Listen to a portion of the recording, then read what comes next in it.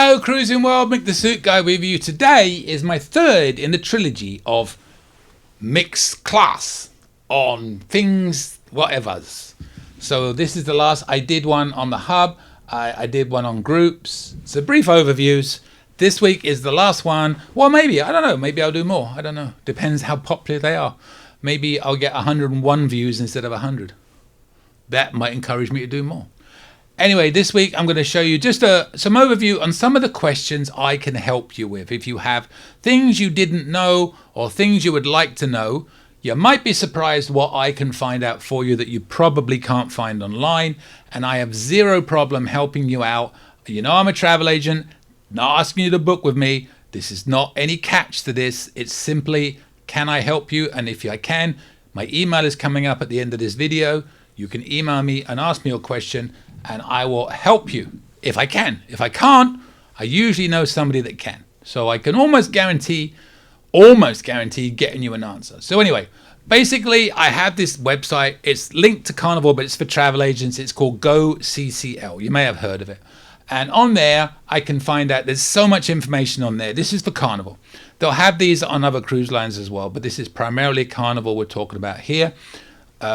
I have all sorts of things I can get you information on. If you look at this screen now, you're going to see some of the things I can do and get you information. So if you have any questions on any of these, totally, you can email me. I can get this. I can forward it to you. I can copy paste it so you can get the words from Carnival, whatever, or I can give you the answer. But for this, I'm going to concentrate on the bottom one. It says Visit Knowledge Center. So if I click on Visit Knowledge Center, I'm going to come up here. On the left, this is always changing. It's going to come up with the most popular questions at that moment. But I'm going to go to the top where I can type in my question. So we're going to run through a few. God, that was hard for me to say. Through a few. So Festival is a brand new ship. So I'm going to go in there. I'm going to give you some information on Festival. Again, I can do this for any ship, but we'll just pick on this one. It's going to give me, I can look at every deck there on the left. And I can look at specific questions there in the middle that I want to know. Let's look at accessible cabins on the Festival. So here is the deck plan. There's two different deck plans. There's an accessible deck plan, and there's basically a main deck plan that I'll show you in a while. The accessible deck plan is always blank because what they do is they just basically color in all of the accessible cabins so you can see what they are and where they are. I hate to say this. Anybody from England watching this, luckily they don't, so I won't get any abuse. There's pink, there's yellow, and there's green. And I support the greatest football team in the world, Ipswich Town, Tractor Boys. I could go on and on forever about why they're so good. Actually, not right now. But really, you know, history and everything. Their rivals, we call them the scum. They play in green and yellow. So this is a very difficult video for me to do. Anyway, yeah, so you can look at those. Now, what do each one of those mean? Well, there's a code at the top. So you can see that the blue on there was accessible restrooms, elevators, lifts, and other accessible areas. The yellow, fully accessible staterooms. The fully accessible staterooms that are single-side approach, which means you cannot get to the bed from both sides easily. One's going to be a much narrower access. Ambulatory accessible staterooms, which is obviously not fully but partially accessible. So say you had a walker or something like that. And then this is very important to note: ambulatory accessible staterooms that do not accommodate a scooter. This is happening more and more on the newer ships. What they did is they took, like, it's almost like a match cabin, if this makes sense. So they've got like a unit which is two cabins, and there'll be like an S in the middle. So they connect, they slot in together. So cabin A, the bed's going to be by the window. Cabin B, the bed's going to be by the door. Cabin B is not scooter accessible because there's no room to bring the scooter in. Cabin A is, because the bed's at the back, so there's more room to bring in the scooter. As I understand it, and I've checked this a couple of times, I've gone through mock bookings. It doesn't show you that when you book on Carnival.com.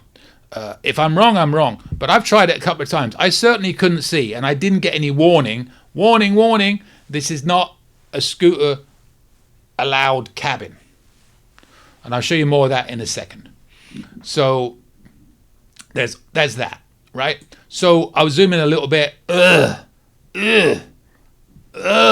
Quickly, you can see where they are. God, look at that. Why did they choose those colors? But anyway, so that gives you an idea where those cabins are. So now you can do this. You can find these diagrams online. They're not just for me here. I can find them easily. You may not be able to find them as easily, but you could type in Festival accessible cabins and you'll probably have this come up on a search. You can see where those cabins are. You can decide on one you want. Then you can call the accessible cabins desk and you can say, is this cabin available on this cruise? And they can help you out. Okay. Basically, that's what I do. When I book an accessible cabin, you've still got to go through some of the protocols of getting it. But I have a way of finding out where they are, like this one. But I can also tell which ones are available and which ones are not. But sometimes I have to call in just to, let them know because they're going to send you that questionnaire. Okay. So that's, if you were looking for an accessible cabin, that is the thing you would do. Other things I can check for on any ship, but particularly here, Festival. All these things here, I can check where the connecting staterooms are, what the dimensions of the staterooms are, the Havana staterooms, Cloud9 Spa, staterooms with bathtubs, anything like this. I can find out all of this information. If I'm looking at connecting staterooms, these are all the connecting staterooms on deck 8, for example. These are all the connecting staterooms on deck 10. There's a lot of connecting staterooms on these newer ships, as you can see. So I can do that. Connecting staterooms, if you don't know, these are basically ones with a door on the side in the middle of the room. So if you have friends next door, you can pop in and say, hi, how you doing? If you haven't got friends next door, they can be a bit loud because there's no seal. So you can hear a lot more in that room than you would with a straight wall. You hear everything. Moving on. You may not like that. So try and avoid a connecting stateroom if you don't have friends in the stateroom that's connecting to you. Got it? Good. I can do things like look for laundrettes on each ship. Now, if you don't know this, on the newer ships, they have ironing boards, but they don't have washers and dryers.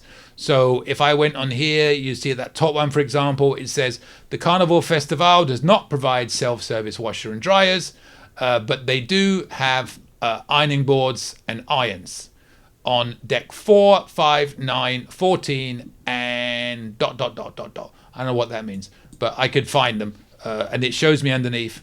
So if I went to all those ones, it says on deck 15, it says where it is, by cabin 15393. So I can tell you that information if you wanted to know.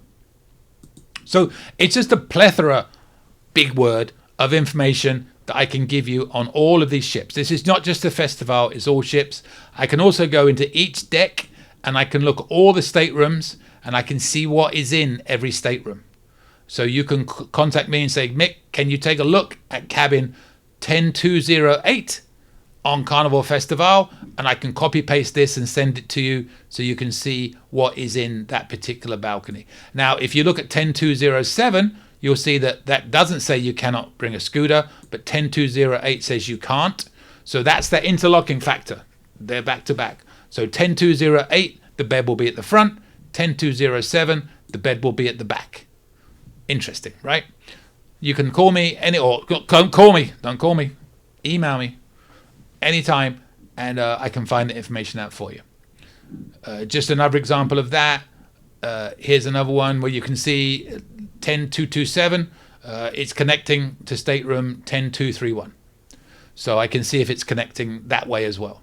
So lots of information I can get for you, and I can check those out in there. Just to show you on the laundries, this looking at the Splendor, I can look in here and I can see, like on deck 2, the laundrette, which has it's across from cabin 2369. It has 2 to 3 washers, 2 to 3 dryers. I'm not sure why they don't know exactly how many. 1 iron and ironing board and soap dispenser machines. So I can get all that information for you. So pretty good, right? Pretty good. Little other things I can do. I can find out where you can smoke on each ship. Basically, if you have a question, you can email me and I can probably find out. So you want to say, where are the smoking areas on the festival? I can do that for you.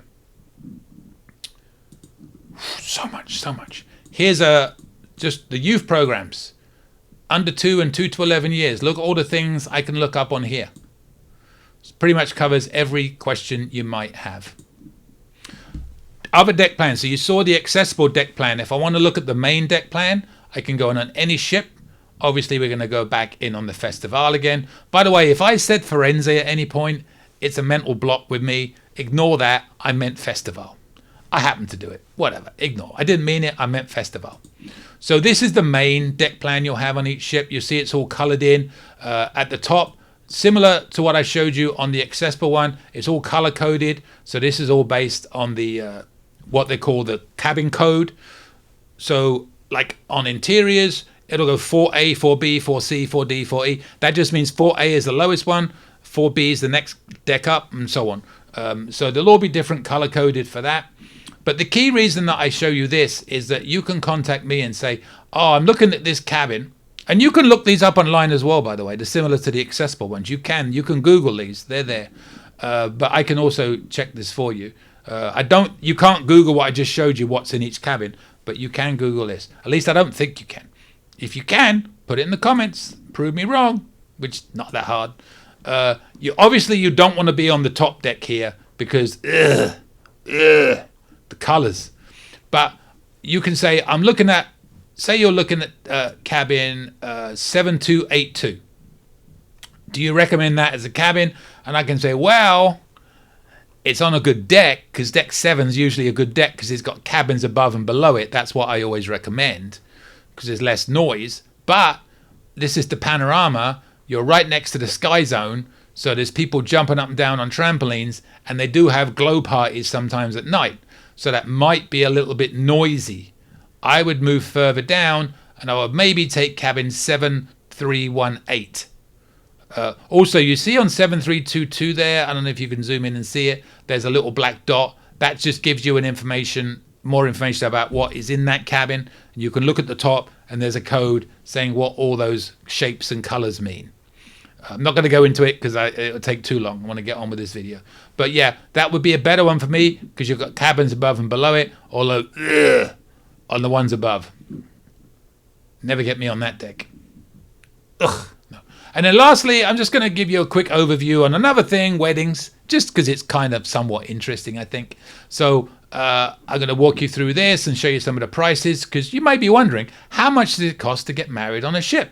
And I'm pretty confident. No, not going to say that. I don't know if you can find this information online. I'm sure you can, but I can find it really quickly just by typing in weddings. That's all I did here. And then you can go to renewal of vow packages. I have this big cruise coming up. Well, by the time you watch this video, it's done. But I was like, oh, there's 135 people on it. I've got 67 cabins. Wouldn't it be cool to do a renewal of vows? Until I saw that it starts at $825. Then I decided I'm not doing a renewal of vows. And you can go up to $1,450 for their deluxe package. And there it shows you everything that it involves. Yeah, I'm going to pass. Then you've got the weddings. You've got different wedding packages, reception services, personal touches, and all that stuff. And just give you an idea of the prices. The basic wedding package, the signature ceremony, starting at because you know they're going to try and give you add-ons, $1,799, and that is for 10 guests. So you've got that. You've seen the wedding groups coming on board. Probably they come on first because they have to do the ceremony pretty much straight away. And then they've got for 20 people, it's $2,899, $290 a person. I don't know if that's good or bad. You get what you get for it in there. And then if you want to do it ashore, it's $2,659. So yeah, and the packages and shows you everything you can get. Now here come the add-ons. They're all in here. The photos, the stuff at the bottom. I'm not going to go through all of this. I am just going to show you the base price for the photo packages, and we will leave the pinnacle one right there. Look at that. You get a whopping 35 portraits for $5,599. Granted, you do get some other stuff, but that kind of drew my attention. If you want a videographer, $899 for a videographer. So yeah, you got all that good stuff, right? And there's obviously an FAQ on the end of that. So that is just a few of the things that I can find out for you information-wise on a ship. So the point of this video was simply this, to show you all the things I can find out. Some of them you can find online, some of them I don't think you can. But if you can't find anything and you have any questions, I am here for you. Like I said, my email is coming up at the end of this video. If you want to subscribe, please do that. If I answer a question for you, I think I deserve a subscribe. If I answer a lot of questions for you, maybe you think I deserve you to join as a member. Helps me out. Helps me make all these videos. I will tell you, it's a very small channel. Not that many people watch. I wish more did, but they don't. I think my videos are pretty decent, but for whatever reason, I get very few views. So that means, yes, it is monetized, but also, yes, I make very little money. And the costs I have to run this are more than the money I make. So how stupid is it that I run this at a loss? But I do, until I get more views, and I've been waiting for 3 years for that to happen, and it hasn't. But I will keep doing it as long as people show some interest, because I don't care how many people watch my videos. Some do, and hopefully they appreciate them and it helps. But you can ask me any questions. If you do, you better damn well subscribe, and you better damn well hit that button to get notifications when they come out as a thank you. And if you really like my answer, become a member. Wow. I'm off to Miami now. I'm going on an 8-day cruise on the Horizon, followed by a 7-day cruise on the Celebration. And this is going to come out at the end of those cruises, because I pile them up. I schedule them every Saturday, one like this. Every Monday, tips. Send me your tips. Send them to that email. I'll warn you, I don't read them in advance. I read them as I record it. And I may or may not react with my British sense of humour. Yeah, that's right. I'm British, not Australian. Marmite is better than Vegemite. Oh, cabins on Thursdays. I'll see you later, Cruising World. Well, thanks for watching. I truly appreciate it. If you haven't yet subscribed, hit that subscribe button, hit the bell. You'll get notifications when future videos come out. And also, you'll see to the left and right of me, there are some more of my videos you can watch. Also, you can join my lovely little channel here. Hit that join button next to the subscribe button on my main page. We have 3 different levels you can join at. And if you join at the highest level, I will name a suit after you. And every time I wear that suit, I'll have your name in the pocket. I will sing your name to the rafters, maybe even at karaoke.